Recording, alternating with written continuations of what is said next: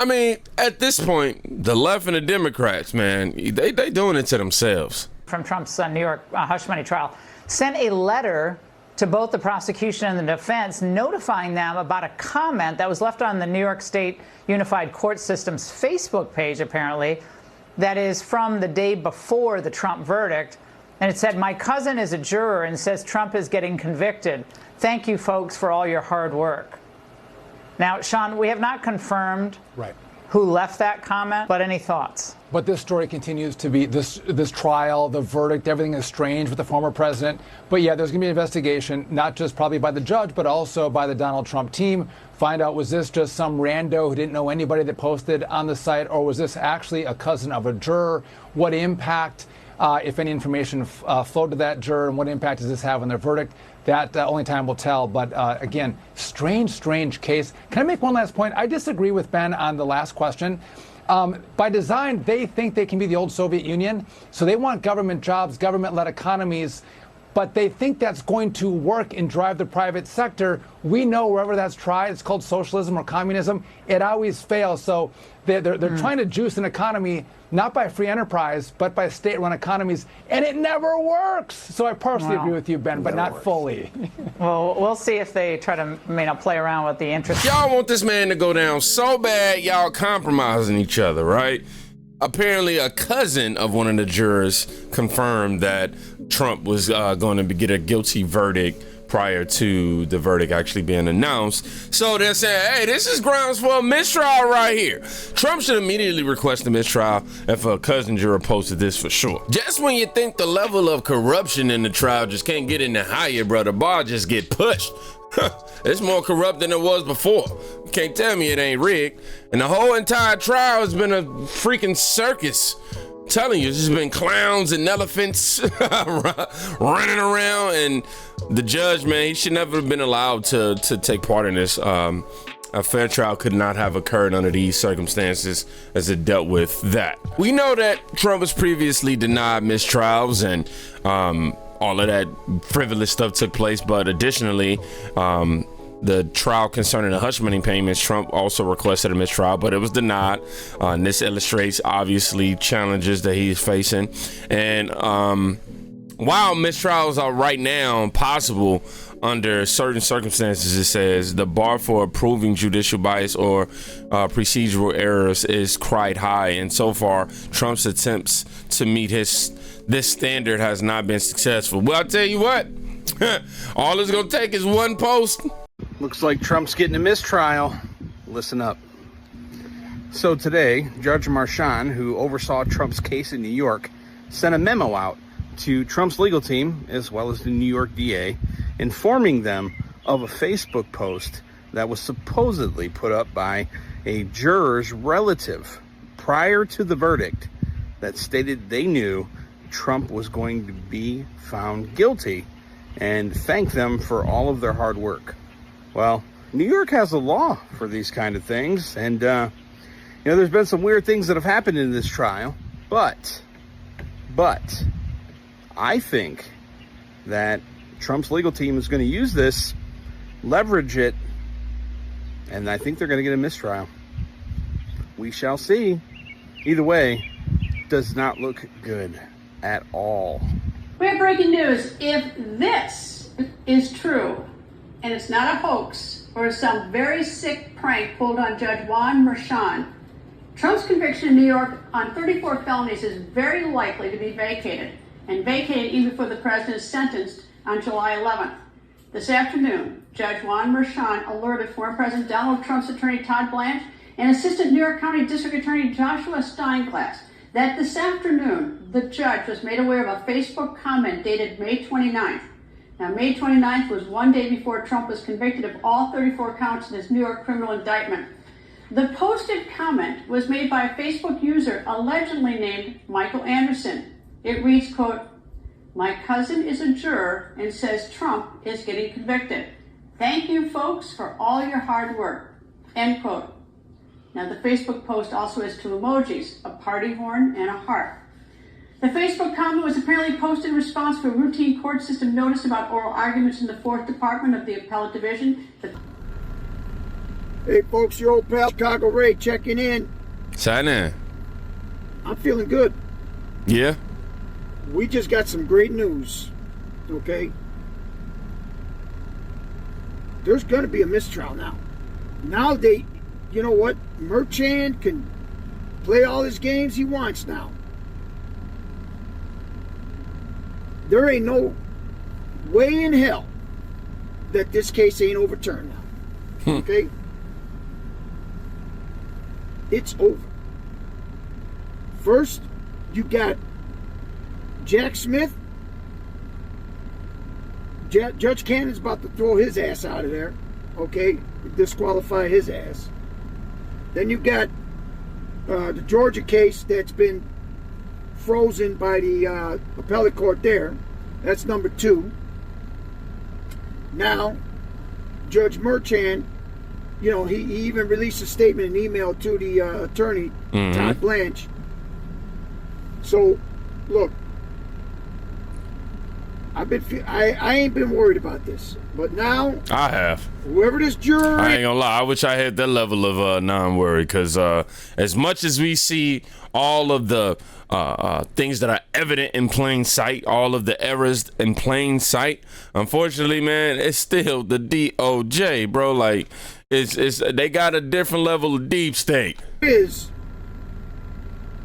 I'm expecting Jim Jordan, the House Judiciary. I want action, and I want it fast. Right. Okay, let's get these people subpoenaed. Let's get them in court before Congress. This ends now. This lawfare, we're done with this shit. Been done with it. We're done with this shit. Now, I just want to thank all you folks out there, you know, for having my back, you know, reporting these imposters, you know.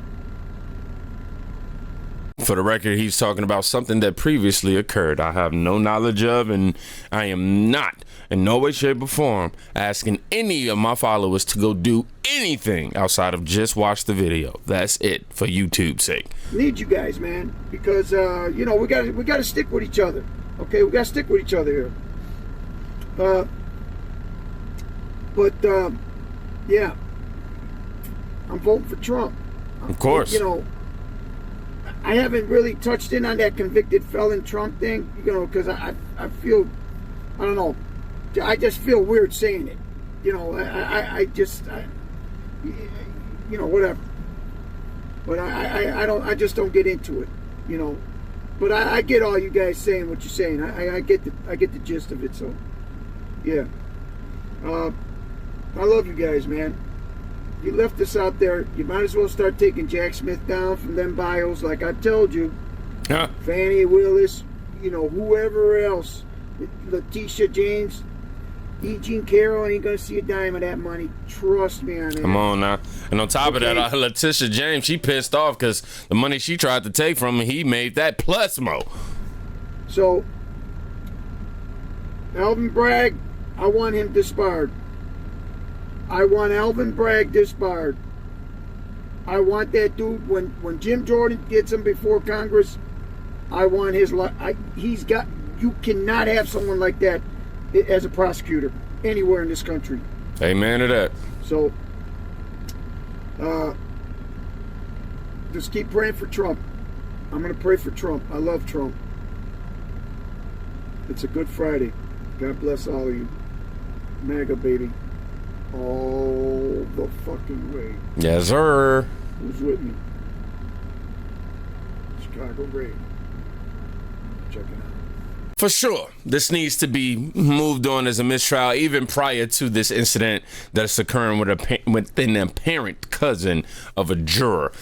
We got so many flaws and so many different holes up in this case. We got, you know, all these corrupt AGs, and people just really can't fathom how these are Biden trials in the first place, especially CNN. Eric Holder, a former attorney general and Obama wingman, actually explained to CNN and We the People exactly what Biden is doing to Trump. It's pure corruption. Mind you, he was an Obama wingman, and he's on CNN explaining this. transform. If an attorney general, we're not looking at things purely from the facts, purely from the evidentiary burden and how to meet it, but instead taking directives on who to prosecute from the President of the United States. Sure. If the president told a compliant attorney general, I don't like what this congressman said about me or did about me, did to me over the course of the last 2-3 years, whatever, open an investigation on that person. That attorney general could tell a compliant United States attorney to do just that. Talk to a compliant FBI director who could be replaced by the president, to open an investigation, and then to just look through that person's life and look for anything that you possibly can find. Who's to say what you find in any person's life that might run afoul of the law, and even beyond that, the mere fact of an investigation of a person who is a public figure can be reputation ruining, can be politically damaging, not even if you find anything, just the fact that the investigation itself exists. And if you've got the full weight of the Justice Department, the full weight of the presidency, the full weight of the FBI focusing on somebody like that, that can be extremely damaging to not only that person individually, but to our democracy writ large. And here's the apparent screenshot of the Facebook comment that was posted on Unified Court System Facebook page by Michael Anderson, who claimed his cousin was a juror in the Trump trial and said Trump is getting convicted. This could be grounds for a mistrial for sure.